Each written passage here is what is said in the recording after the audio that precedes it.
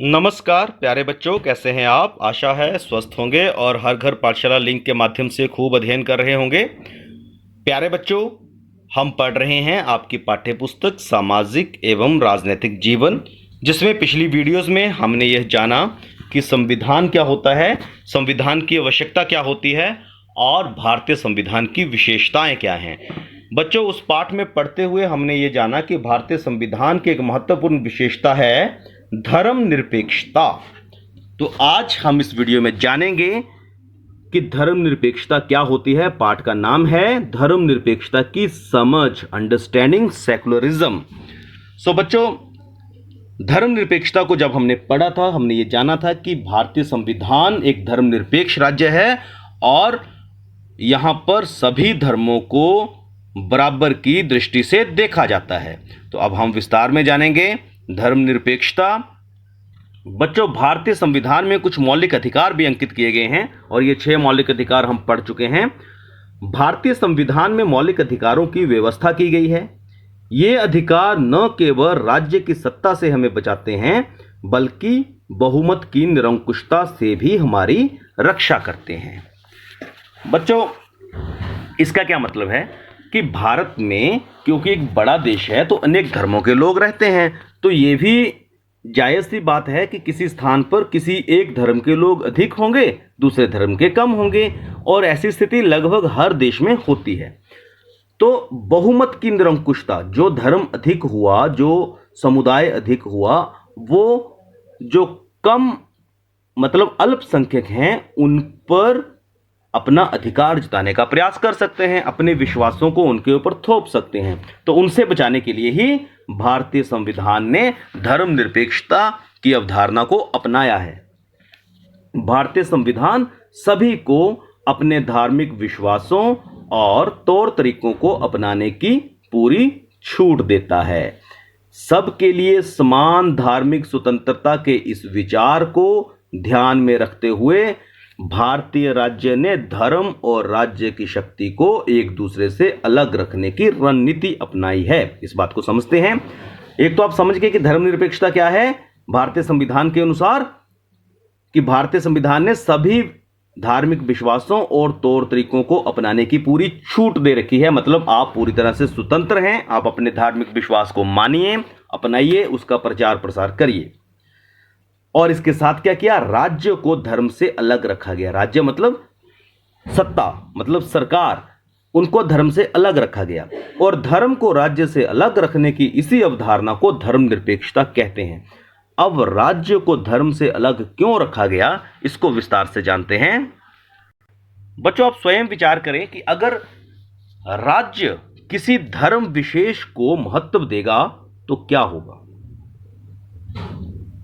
सोचिएगा इस बारे में। अभी मैं आपको बताता हूं कि धर्म को राज्य से अलग रखना महत्वपूर्ण क्यों है। बच्चों, धर्मनिरपेक्षता का सबसे महत्वपूर्ण पहलू है राज्य को, राजसत्ता को धर्म से अलग रखना। एक लोकतांत्रिक देश के लिए यह बहुत जरूरी है। लोकतांत्रिक देश जैसे हमारा देश है, जहां पे जनता अपने मत का प्रयोग करके अपने लिए सरकार चुनती है। दुनिया के तकरीबन सारे देशों में एक से ज्यादा धर्मों के लोग साथ साथ रहते हैं, तो जाहिर है किसी एक धर्म के लोगों की संख्या ज्यादा होगी। जैसे हम पंजाब में चले जाएं तो वहां सिख धर्म को अपनाने वाले, मानने वाले लोगों की संख्या अधिक है। आप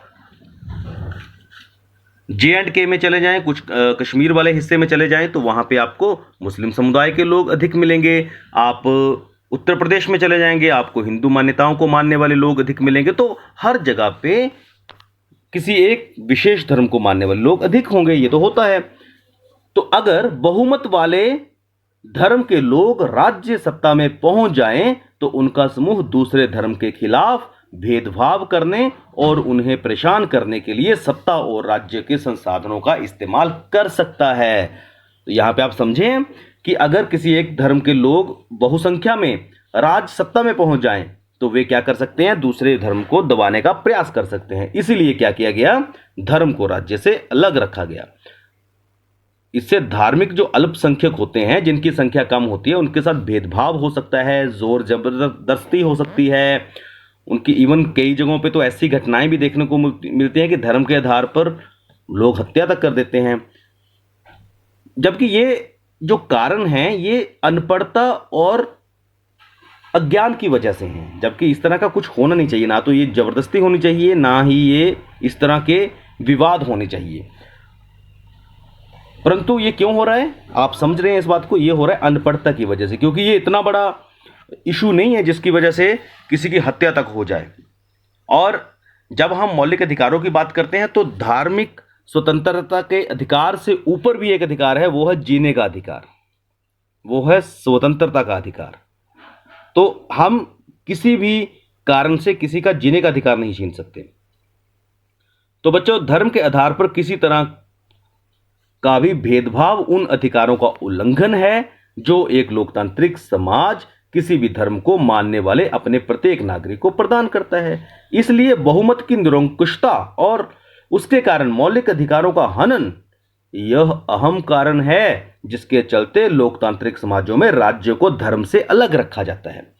जबकि ऐसे बहुत से देश हैं जहां पे राज्य को धर्म से अलग नहीं रखा गया है। आपके आसपास ही, जैसे पाकिस्तान एक ऐसा देश है जहां पे जिन्होंने राज्य का धर्म अपनाया है, तो वहां पे क्या हो रहा है, फिर जो दूसरे धर्मों के लोग हैं वो लगातार उनकी संख्या में गिरावट आ रही है। तो ऐसी घटनाएं हम आमतौर पे सुनते भी आते हैं। परंतु भारत में ऐसा नहीं है। भारत एक धर्मनिरपेक्ष राज्य है और यहां पर सभी धर्मों को बराबर का सम्मान दिया जाता है। बच्चों, एक और जो स्वतंत्रता भारत में दी गई है वो है देश के किसी भी व्यक्ति को एक धर्म से निकलने और दूसरे धर्म को अपनाने या धार्मिक उपदेशों की अलग ढंग से व्याख्या करने की स्वतंत्रता होती है। जैसे मान लीजिए मेरे धर्म में, मैं जिस धर्म का हूं उसमें कुछ ऐसी बातें हैं जो जब मैं उस धर्म का अध्ययन करता हूं तो मुझे लगता है कि ये ऐसे नहीं होनी चाहिए, हमारा धर्म तो ऐसा नहीं कहता। तो इसमें एक छुआछूत की प्रथा की बात है। अगर ये जो कुरीति है, छुआछूत की प्रथा है, अगर हम इसको धर्म के साथ जोड़ के देखें तो हमें लगता है कि ये गलत है।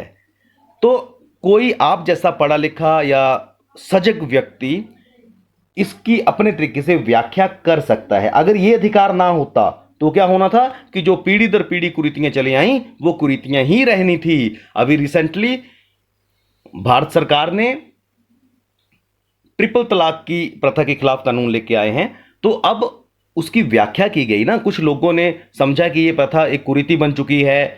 अब धर्म के आधार पर तो वो चलती आ रही थी, परंतु अब अगर वो कुरीति है तो उसकी व्याख्या लोगों ने की और उस व्याख्या को अनेक लोगों का समर्थन भी मिला, तो इसलिए तो उसके विरुद्ध कानून आ गया। उसी तरह छुआछूत की प्रथा, उसकी भी व्याख्या किसी व्यक्ति ने की होगी अपने तरीके से कि ये गलत है, कुरीति है, तो उसके खिलाफ भी कानून आ गए हैं। तो ये स्वतंत्रता भारतीय संविधान ने दी है। क्या स्वतंत्रता?